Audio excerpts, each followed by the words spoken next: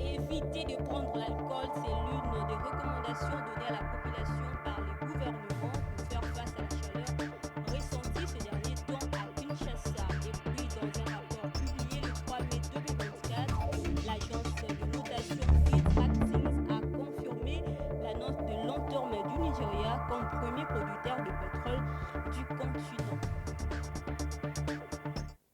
Madame, Messieurs, bonsoir, bienvenue dans ce journal. Je l'ai dit au sommaire, face aux vagues de chaleur ressenties notamment à Kinshasa, le gouvernement de la République démocratique du Congo, par le biais du ministère de l'Environnement et Développement durable, recommande à la population de boire beaucoup d'eau, d'éviter l'alcool, porter des vêtements légers, éviter de s'énerver, planter un arbre chaque mois, d'essayer de limiter vos activités à l'extérieur pendant le pic de la chaleur, généralement entre 12h et 15h.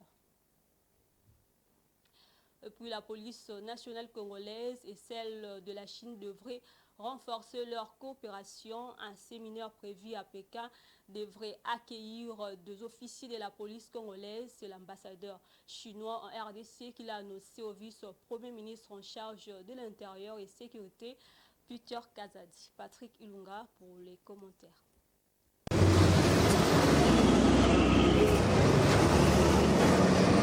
Alors qu'elle est engagée dans une vaste opération pour combattre le banditisme urbain, la police nationale congolaise va voir certains de ses officiers bénéficier d'une formation dans le cadre de la coopération entre la Chine et la République démocratique du Congo.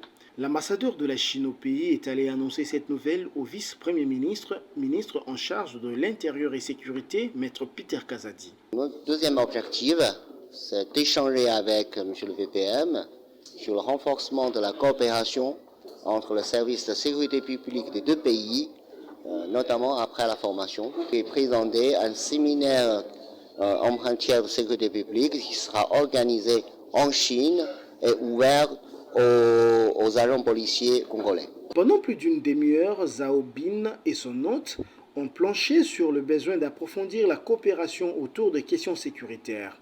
L'ambassadeur chinois a aussi plaidé pour la protection par le gouvernement congolais des ressortissants chinois qui travaillent sur le sol congolais, alors que le pays a enregistré récemment des cas de meurtre des ressortissants de la Chine.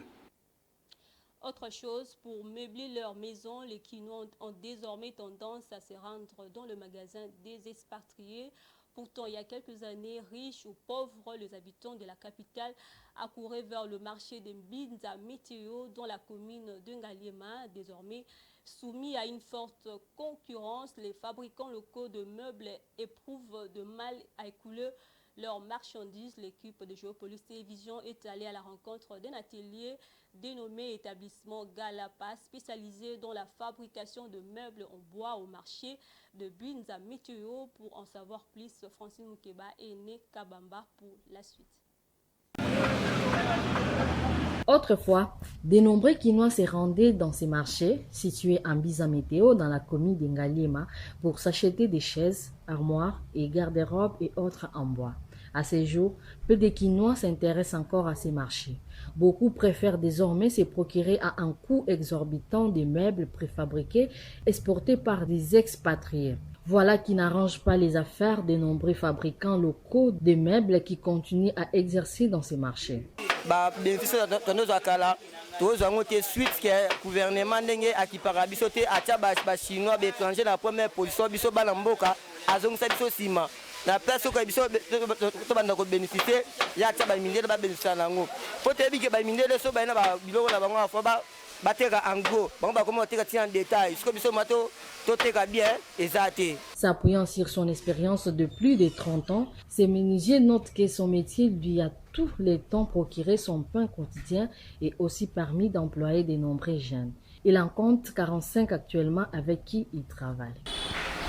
Je n'envie pas les gens. Les prix que je gagne, je vis normalement. Ce qui est important d'abord, c'est ça. Ici, il y a les employés, bien sûr. On a l'habitude d'appeler des maîtres formateurs. Ils sont 7, mais j'ai plus ou moins 45 apprenants. Vous voyez la différence. Donc, c'est-à-dire j'ai 45 apprenants. Les 45 là apprennent les métiers gratuitement. Je leur donne à manger. Donc, en quelque sorte, je suis en train de prendre comme si la charge de l'État.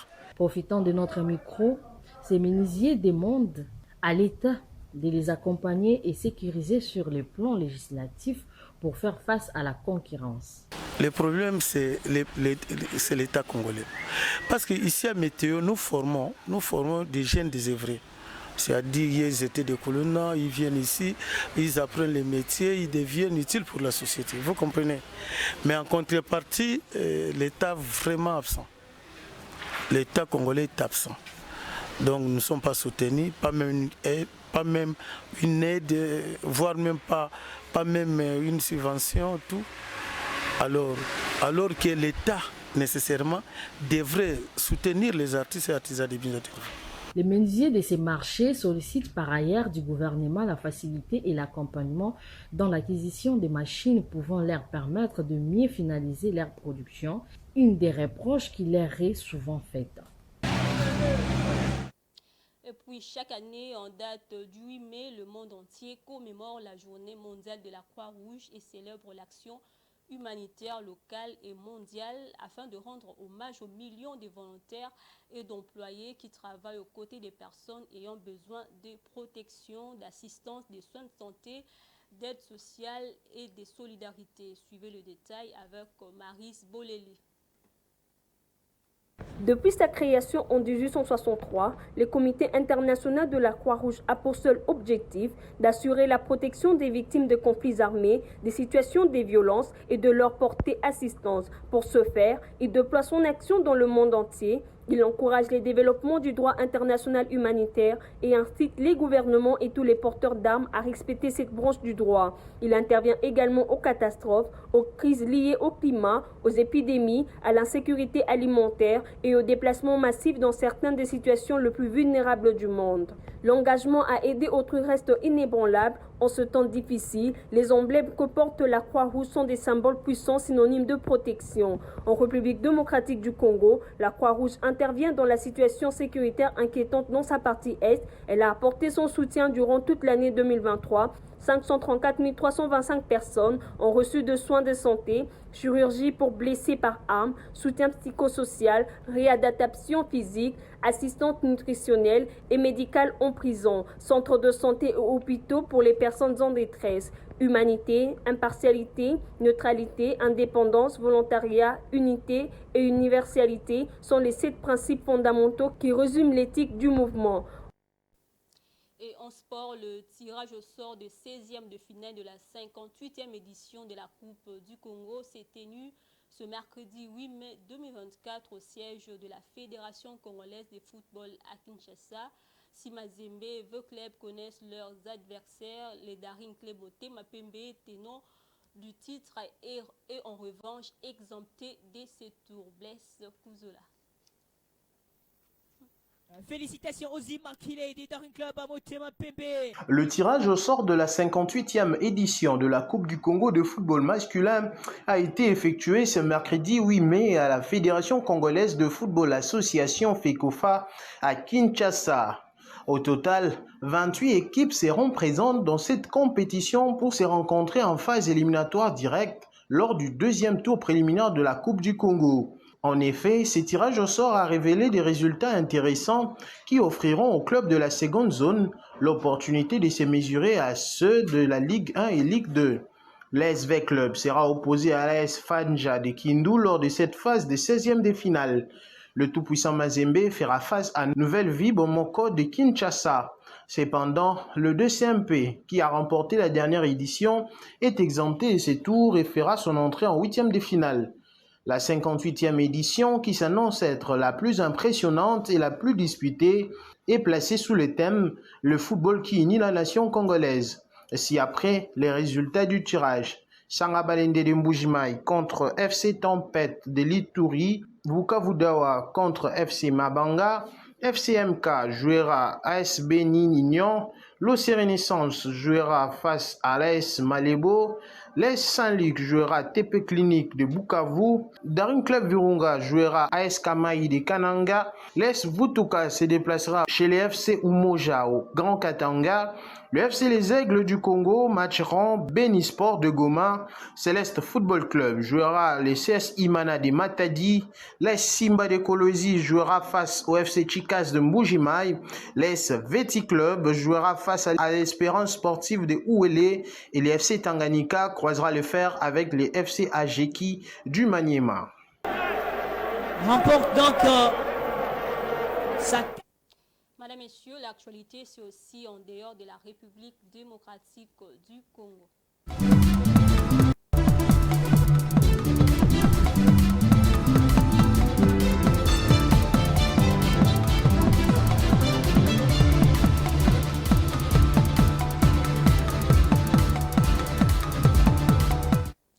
Dans un rapport publié le 3 mai 2024, l'agence de notation Fitch Ratings a confirmé la note de long terme du Nigeria, première économie africaine et premier producteur de pétrole du continent, à B-.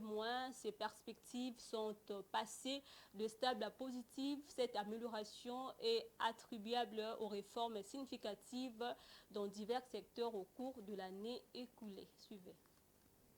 L'agence de notation américaine a maintenu la note du Nigeria à B-, passant de stable à positive et indique ainsi la capacité du Nigeria à rembourser ses dettes à long terme. Par ailleurs, la dette publique du pays ouest africain a augmenté de 5% en 2023 à 108,2 milliards de dollars. Les notes attribuées à l'agence du Nigeria, cette note qui passe à B-, vise à améliorer la capacité du Nigeria à s'endetter.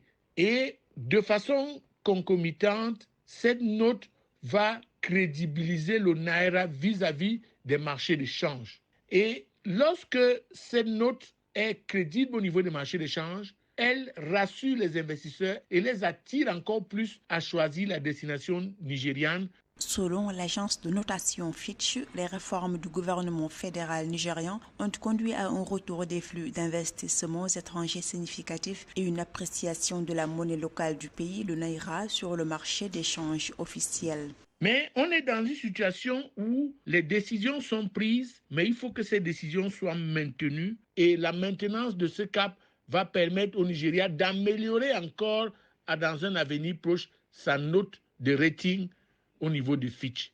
Toutefois, les défis de l'économie du Nigeria subsistent. À noter que l'inflation globale annuelle dans le pays a atteint 33,2% en mars 2024. À cela s'ajoute une stabilité précaire sur le marché d'échange, mais aussi des défis structurels tels que la forte dépendance du pays aux hydrocarbures ainsi que les indicateurs de gouvernance qui sont relativement faibles.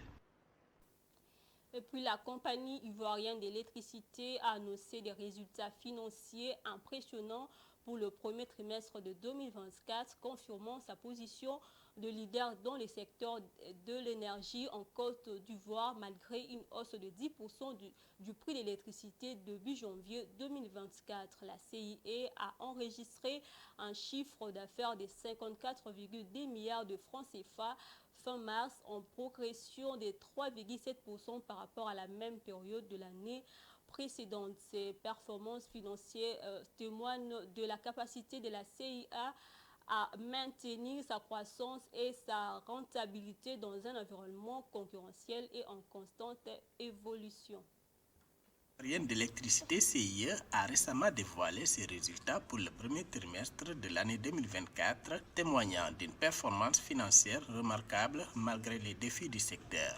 À fin mars 2024, la CIE a enregistré un chiffre d'affaires impressionnant de 54,2 milliards de francs CFA, affichant une croissance de 3,7% par rapport à la même période en 2023. Cette performance survient après une hausse de 10% du prix de l'électricité début janvier 2024, démontrant la capacité de la compagnie à maintenir sa compétitivité malgré les variations du marché. Le succès de la compagnie ivoirienne d'électricité est simplement lié à deux facteurs fondamentaux. Le premier, c'est la maîtrise du client. Ça veut dire qu'en fait, le fait de pouvoir donner des compteurs prépayés a permis de pouvoir identifier les clients et de pouvoir leur donner du service contre le paiement. La deuxième des choses, c'est la fiabilité du réseau. À partir du moment où vous avez un réseau fiable et que vous envoyez la quantité d'énergie voulue et qu'il n'y a pas de perte, vous ne pouvez qu'avoir des bons résultats. Les résultats financiers de la CIE ont également affiché une performance remarquable.